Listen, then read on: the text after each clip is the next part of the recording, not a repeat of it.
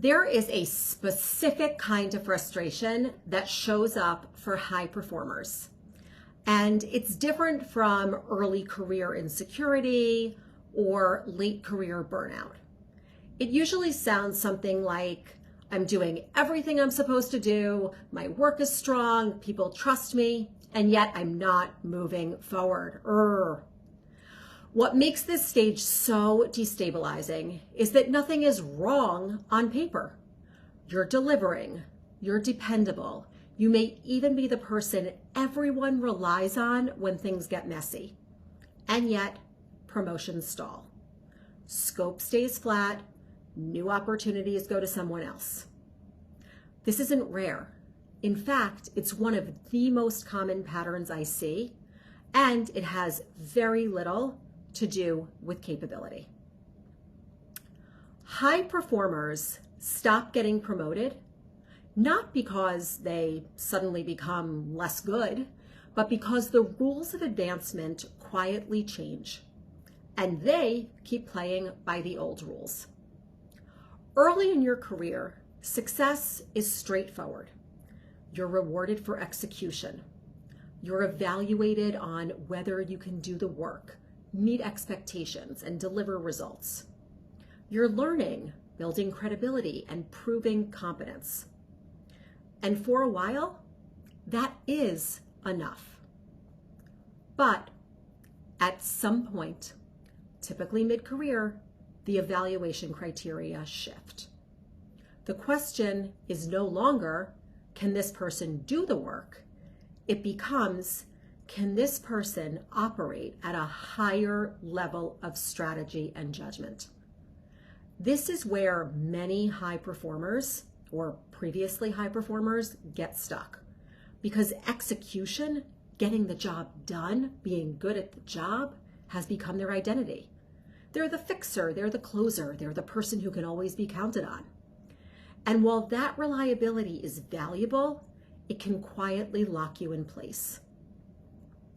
If the organization sees you as essential to keeping things running at your current level, it actually becomes harder, not easier, to imagine you somewhere else, somewhere at a higher level. And this is the paradox. The better you are at executing, the more likely you are to plateau if you don't evolve in how you create value. One of the biggest reasons high performers stop getting promoted is that they stay too close to the work for too long. They say yes reflexively. They step in when things wobble. They smooth over problems instead of surfacing them. And over time, they absorb more and more responsibility without expanding their authority or scope or sphere of influence. From the outside, this can look like dedication. From a leadership perspective, it often looks like someone who is excellent at doing, but unproven at deciding. And promotion decisions are fundamentally about decision making. Leaders are promoted because they demonstrate judgment under uncertainty with ambiguous data. They know how to prioritize when everything feels important. They make trade-offs. They tolerate a lack of information. They grow instead of rescuing their team constantly. They grow their team. High performers often struggle with this transition because stepping back feels irresponsible and delegation feels risky. Letting go of control seems like it can threaten the quality they're known for, so they keep executing, and leadership keeps evaluating them through that lens. Another reason promotions stall is invisible work. High performers are often very good at quietly making things work. They anticipate issues before they escalate, they fill gaps, they protect others from friction, they take on emotional labor, coordination, and problem solving that never makes it in to a deck or a metric. And the people around them like this. It's really helpful. It's great. The problem is that leadership cannot reward what it cannot see. And they see you as being replaceable if they see you at all. If your impact is invisible, it can't be narrated in promotion conversations. And if your manager doesn't have a clear, repeatable story about the outcomes you drive, your advancement depends on assumptions rather than evidence. This is why two people can deliver similar results and yet have very different trajectories. One person's impact is visible, documented, and aligned to priorities. The others is diffuse, private, and hard to summarize. Another common plateau point is language. High performers often describe their work in ways that reflect effort rather than leverage. They talk about what they're trying to do, what they're responsible for, even what they've handled, and of course, how hard they've worked. But that language reinforces an execution identity. Leaders, on the other hand, are described in terms of outcomes. She reduces risk. He creates alignment. She brings clarity in ambiguous situations. He anticipates issues before they become problems. If your language doesn't signal leadership, leadership will not be inferred. People don't want to do the work to connect the dots and figure out whether you're a leader. They want the story right in front of them. Promotion conversations don't hinge on potential alone. They hinge on whether decision makers can actually imagine you already operating at the next level. That imagination is fueled by how you show up day to day, what you focus on, how you speak, and what you prioritize.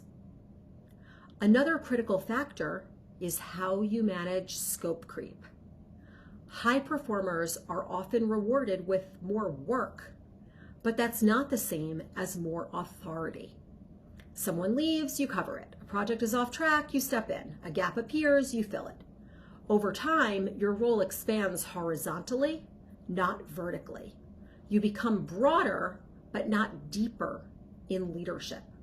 No one is looking to you for decisions and answers and authority. They're just looking to you to fix. And because you're capable, people keep giving you more of this without reconsidering your role design. You're perceived as flexible, helpful, and reliable, all good traits, but not necessarily as someone who needs a redefined, let alone elevated and more senior role.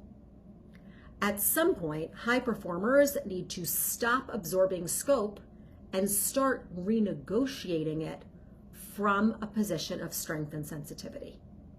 This means asking different questions at the right time. What should I stop doing to take this on?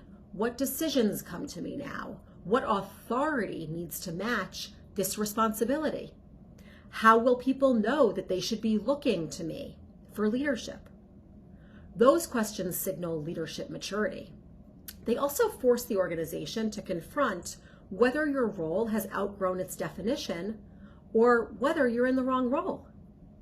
Another reason promotions stall is risk avoidance, including some of these conversations. High performers often avoid visible risk because they've built their reputation on competence and even on saying yes. They don't want to fail publicly. They don't want to ask dumb questions. They don't want to expose uncertainty in themselves or anybody else. But leadership requires risk, and specifically visible risk. It requires putting your thinking on the table, especially when it's incomplete. It requires making recommendations that might be challenged. It requires surfacing uncomfortable truths early. If you only contribute when you're certain, you'll be seen as safe, as needy for information, but not as strategic, not as putting yourself on the line. Leaders aren't promoted for being right all the time. They're promoted for being willing to think out loud, weigh trade-offs, and especially to make calls when information is imperfect. Another subtle but powerful reason high performers stop getting promoted is identity lag. You may still see yourself as the person who proves value through output, even though your role now requires influence. If you haven't updated how you see yourself, others won't update how they see you either, and they won't be primed to be influenced by you. They'll just be looking for your output. This difference shows up in small ways: over-explaining instead of summarizing, apologizing before making a point, defaulting to helping language instead of ownership language, waiting to be asked instead of offering a point of view. None of these are disqualifying on their own, but collectively they signal someone who's still waiting for permission, and until they get it, operating at a lower altitude than the role they want. There is a reframe that often unlocks movement in this situation. It's that high performers don't stop getting promoted because they lack value. They stop getting promoted because their value is no longer obvious at the level that matters. And that obviousness is what counts.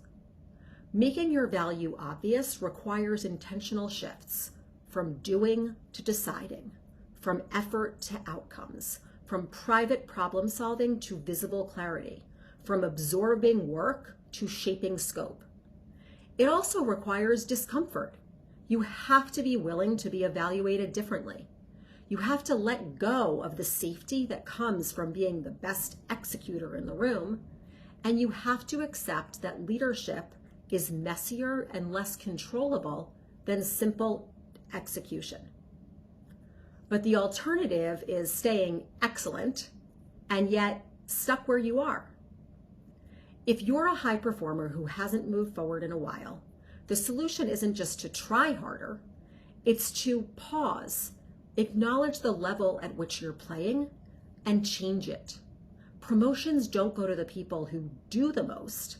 They go to the people who make the most difference and strategically make it visible.